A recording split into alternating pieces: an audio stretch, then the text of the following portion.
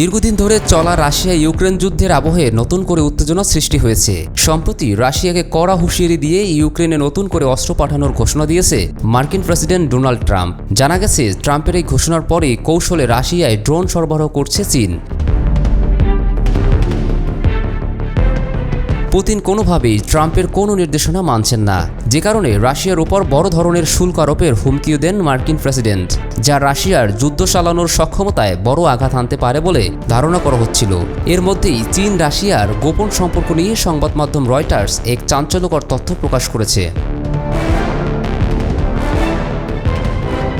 রয়টার্সের হাতে পাওয়া চুক্তিপত্র, চালান এবং শুল্ক নথি থেকে জানা গেছে, পশ্চিমা নিষেধাজ্ঞা উপেক্ষা করেই চীন থেকে গোপনে কুলিং মেশিনের নামে রাশিয়া রপ্তানি হচ্ছে বিশেষ ধরনের ইঞ্জিন, যা ইউক্রেনে হামলাকারী রুশো গার্পিয়া A1 ড্রোন তৈরিতে ব্যবহৃত হচ্ছে। ইউরোপের 3টি নিরাপত্তা সংস্থা এই তথ্য নিশ্চিত করেছে। এই গোপন সরবরাহ চক্রের মাধ্যমে রাশিয়ার রাষ্ট্রায়ত্ত অস্ত্র নির্মাতা IEMZ কুফল গার্পিয়া ড্রোনের উৎপাদন 3 গুণ বাড়াতে সক্ষম হয়েছে। গত বছর যেখানে 2000 ড্রোন তৈরি হয়েছিল, চলতি বছর তাদের লক্ষ্য 6000। জানা গেছে, এপ্রিলের মধ্যেই নাকি 1500-এর বেশি ড্রোন তৈরির যন্ত্র পাঠানো হয়েছে। ইউক্রেনের সামরিক গোয়েন্দা সংস্থা এমনটি জানিয়েছেন। দেশটির সামরিক বেসামরিক স্থাপনায় হামলা চালাতে প্রতি মাসে প্রায় 500 গার্পিয়া ড্রোন ব্যবহার করে মস্কো। এর আগে গার্পিয়া ড্রোনে চীনের তৈরি ইঞ্জিন ব্যবহারের খবর প্রকাশ্যে আসার পর ইউরোপীয় ইউনিয়ন ও যুক্তরাষ্ট্র ওই কোম্পানির বিরুদ্ধে নিষেধাজ্ঞা দেয়।